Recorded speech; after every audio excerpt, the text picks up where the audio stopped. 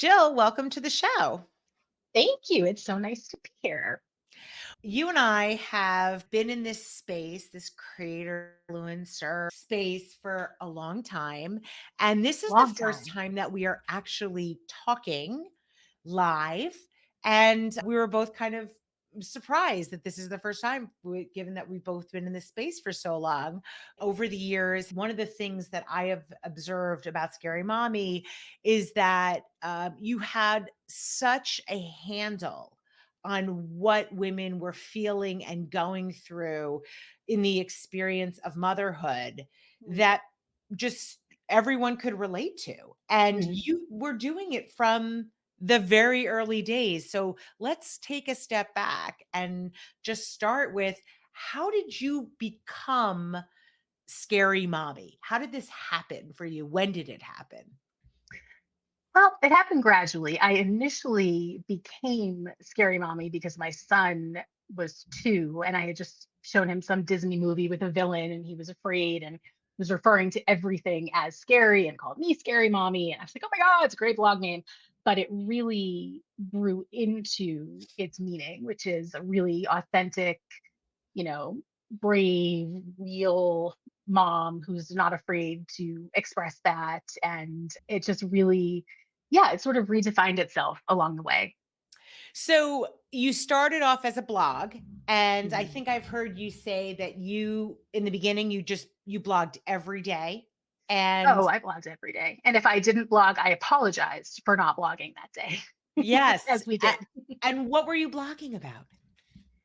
Everything, just my days with the kids, everything was a story. And I just shared it all because it was all so universal and it wasn't, they were just little blobs. They weren't really their own individual people yet. So I just was writing about my days with them, about their tantrums, about my frustrations, about how things weren't coming as naturally to me as I felt like they were to other people, how lonely and isolated I was. Mhm. Just, from the good stuff to the tough stuff. When did you first start to feel like, I've got people reading this and I'm building some momentum here?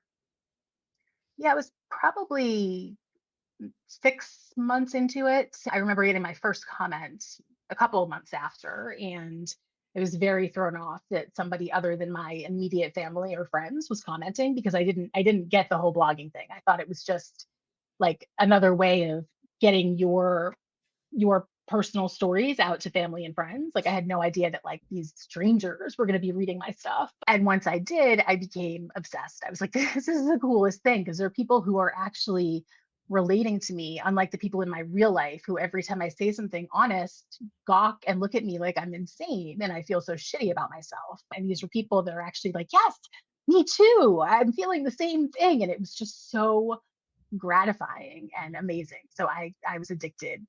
How did you think about Scary Mommy going from a blog to becoming this much bigger thing with millions of followers and a community? Like, because as Mhm. you just said, you were finding that people were finding themselves in what you were writing. So Yes. how did that evolution happen for you? Well, it became evident early on that my experiences, as much as it was fun and comforting to be sharing them, were my experiences and my little life and my little, suburb. And I really wanted to offer other views of motherhood and share different stories that people might relate to in a different way. So I started with the Scary Mommy Society, which I had every Tuesday and Thursday. I had a guest poster, and then I would post on their site. And it was a little swap thing that we did in the blog world. And that was the first step in building community. The second step really was the confessional, which was this anonymous sort of Twitter like space that you could put, I don't know, 150 characters, and there was a response. The responses were a hug, an oh my God, me too, and a like. People were confessing everything, and then people would step in and respond to the confessions. And from that, we started message boards where people were really connecting one on one. Mhm. So it was gradual, but sort of snowballed from there. You're talking about so many things that people are probably like, "Wait, message boards back in the day?"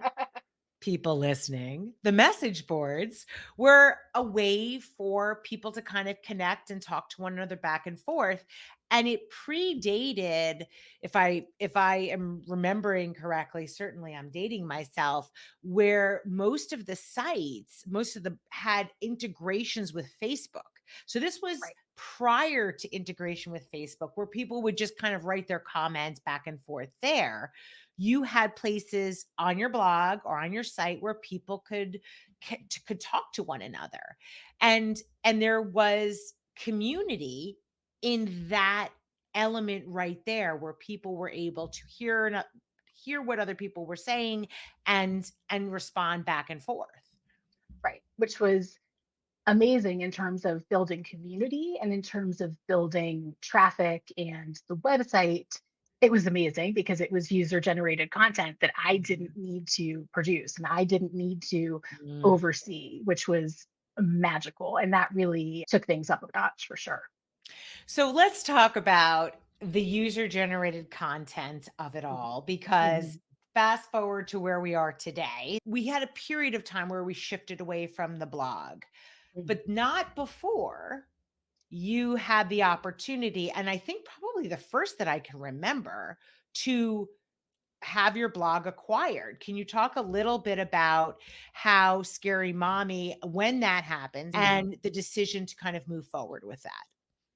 Sure. It happened after it was 8 years. My numbers are like so off, and with COVID, everything's impossible to remember anyway. But it was the monetization of Scary Mommy happened very suddenly and intensely. I was making a moderate amount of money and I was working really hard for it. And then once the confessional was there and I had Amazon ads and Mm. everything was sort of cranking out, it all of a sudden started making a shit ton of money. And like so Mhm. much that I was like, I don't know what to do with this. Like I don't know how to manage this. And I was paying a staff and I was managing that. And I was just overseeing everything, working all the time, ignoring my kids, just on the laptop constantly. And I had an interview about my third book with a company that was just starting out. It was a new media company, and they happened to be looking to acquire a parenting site. And I happened to say in some offhanded way how burnt out and exhausted I was. And they said, Mhm. wow, well, that could be perfect. And instead of really taking that as a first step in selling exploration, I kind of just jumped on it and was like, I'm so fucking tired. I Mhm. just can't do Mhm. this anymore. Mhm. And so I sold it to them and I sold it for a fine amount of money. It was fine. And at the time, it was life changing for us. But I think I could have sold it for more if I really had shopped it around and had been more thoughtful Mhm. about it. But I was just so burnt out that Mhm. that was why it happened the way it Mhm. happened. And it happened very quickly. Just knowing a little bit about how this stuff works, and knowing people who've done this in the past, it is interesting though that frequently the deal that actually makes the most sense is the one where it's sort of fortuitous. You're having a conversation Mm. and it just happens, as opposed to, oh, let me go out specifically to go sell this, which happens obviously also. But I always feel like the deals that make a lot of sense are the ones that kind of are happen because you're naturally having a conversation and it makes sense to sync up together. Did Totally you agree. did you have a commitment to that company that acquired you after you were acquired? So you ended up having like a job basically with them once they acquired you? Yeah, I had a guaranteed job for 2 years that I was able to leave after a year if I wanted to. I ended Mhm, up staying for 2.5 years. mhm, The first year of that was amazing. It was so much fun. They had so much respect for me. Having an expense account in New York was just so fun, and seeing the Scary Mommy and Neon, it was just awesome. It was all fantastic. And then after about a year, they realized that the site was not monetized as well as it could be. mhm, And that really changed the dynamic of the site. We had just all these ads, all of these Mm, sponsorships, all of mhm, this, trying to make money, money, money. And I felt like the user experience was just in the toilet. And I was mhm, so mortified by it. And mhm, every meeting became a fight, everything mhm, became combative. mhm, And I pretty much, after 2.5 years, we were in a meeting, and I was so offended by the way the meeting went that I basically quit on the spot and mhm, left. And mhm, I'm really bad with impulsive decisions. Clearly, I need to think things through a little better, because I woke up the next day and was like, what have I done? Like, that was my mhm, entire life. Like, I have not, mhm, like, all of my friendships had, I'd either brought them in or they'd formed there. Like, my whole structure of my day, my money, my salary, like everything was just like instantly over, and right. that was tough. But Yeah. yeah, the sale initially was super fun. It's interesting because you're definitely not the first person I've talked with who has sold their company to another company. Like there's this amazing period of time right after, and then things inevitably change Right. because time changes, the space changes, and things that you have to make decisions about are different a year in or a year and a half in than they were day one. Right. There is something extremely emotional about that connection and what it means and what it says about you. Oh, yeah, because I wasn't only selling a business that I built and strategically built. I was Mhm, also selling, like you said, my fourth baby in a sense. And I was mhm, so attached to the site. I mean, the site was what I was known as. It was my name mhm, in the public world. And mhm. separating myself from that was really tough. I don't know that there's any ideal sale of a company when a founder stays and works with the new team. I think it's such a difficult dynamic that, as much resentment and regret as I might have, I don't know that it could have been Yeah, that much better. right. I feel like I have known so many people, talked to so many women in particular, because we're intuitive. We frequently think we're making a decision on the spot, but it's Mm, something that's been marinating for a while. mm. We seem to sometimes make what we think is a split minute decision, and but it's been rattling around in there. I have talked to so many entrepreneurs, female entrepreneurs in particular, who seem to say the same thing. I really appreciate and respect the fact that you have talked to all of these female entrepreneurs. I really hadn't. And I wasn't in any groups, any settings with women. Anything I was with was men who I really isn't the same dynamic. And I Mhm, hadn't really found people who I felt a community with, who I could bounce mhm, ideas off of and find mhm. inspiration from, and all of that stuff, which is something I need to start doing in my next project. So, okay, so you sold Scary Mommy. What year was Mhm. that? 2017. Okay, and now you are back with a new venture. She's got issues. There are multiple components to it. I'm going to let you explain it in a minute, but I will say that I went and looked at your content. I listened to a few episodes of your podcast, Mm. and I thought to myself, this is a person who really understood parenting and motherhood in a way to connect with people when that was the life stage she was in. And now she's in a different life stage and she is similarly connecting with people who are in that life stage. And there's something so compelling about that. So let talk to us a little bit about what is She's Got Issues and who is Mhm. it for? I love that so much, because it is exactly, Scary Mommy was exactly what I needed at that point in time.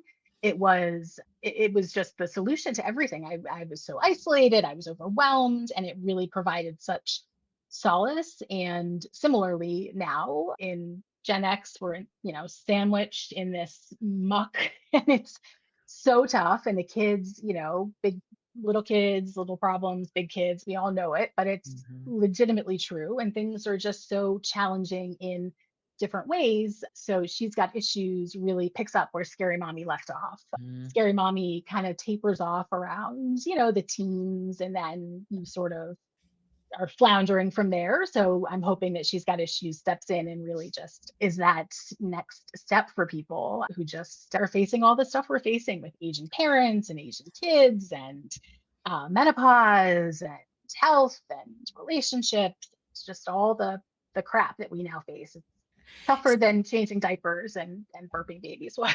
Yeah, well, and it's a different type of energy that's Yeah. required to do the things that happen when the kids get older and your parents get older and all of these things happen.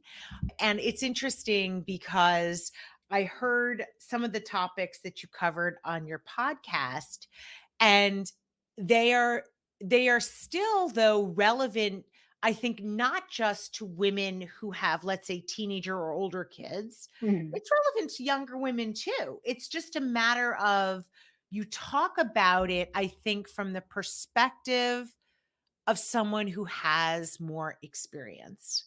And there is something about that. There is something, I think, also very comforting about getting that perspective. Talk, if you can, a little bit about what you're trying to do with She's Got Issues. Like, what is it that, what community are you trying to build with this?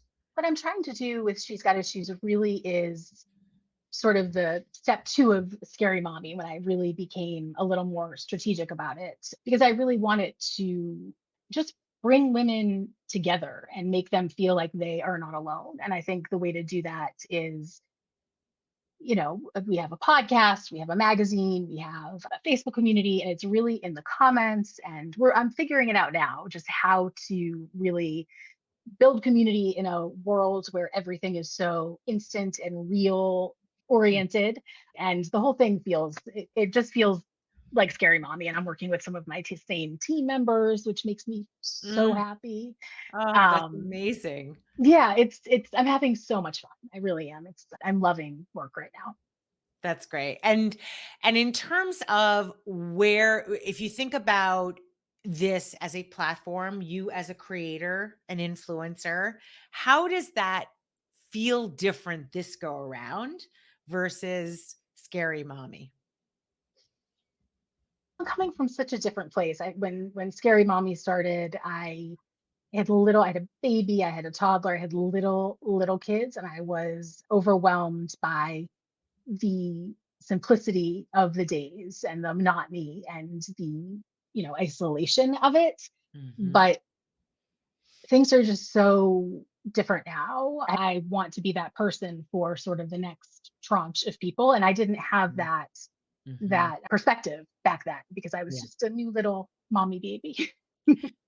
Yeah, well, and you were very prolific. I know we didn't really touch upon this already, but you've published 3 books. You're a New York Times best-selling author. So you have it wasn't just the site, right? There were multiple elements to what you were doing. Do you see She's Got Issues as a platform for a woman, like women of a certain life stage, and it could grow from where it is now? Absolutely. And it's starting with the podcast guests and bringing in different voices that way, bringing in different voices in the magazine and in the articles. So, yes, I want to represent a vast slew of women at midlife and a little, we're actually, it's funny, we really thought it was going to be 45 to 55, and we're having a lot more younger people than I expected. But we had that with Scary Mommy too. There were so many people who told me after the fact that they were teens and in their like early 20s and didn't have kids and sort of read it either for entertainment or as birth control, which I always found very amusing. I keep hearing women, and I've heard this for a long time, women say, "Oh, I would never want to be in my 20s or 30s Mhm. again. It's so much better as you get older." And I keep waiting for when I'm gonna feel like I'm I so don't happy want to to hear be that. young again. I'm Just so make it happen. relieved to hear you say that because I feel like my 40s were supposed to be the decade I've been waiting for. And I'm like, okay, I'm still waiting. When are they going to get good again? But I just interviewed Judy Greer for the podcast, Yeah. and she was telling me a story that she was feeling old and she was having a conversation with Jane Fonda. She said that Jane said her 40s were her most challenging years and that everything after her 50s, her 60s, her 70s were incredible. And everything before that she found to be so, so tough. So I Interesting. loved that. And Oh, I yeah, love I that. hope that to be true. You know what? Listen, Jane Fonda's got a lot of experience and she's I certainly would not argue with accomplished her. a lot. So let's hope Absolutely. we're all Jane Fonda. We're Please Jane let it be Fonda. so. All right. Well, Jill, if people want to follow you and see what you're up to, what is the best way for them to do that? They can follow me at Jill Smokler on Instagram. And I've been on Threads a lot lately, which I'm finding really fun. It's like very old school bloggy. And she's got issues as a podcast and a magazine. So just Google it and check it out. Well, thank you so much. I really appreciate you spending time with us today. Thank you so much. This was so fun to talk to you and know you now. Yes. Now we know each other.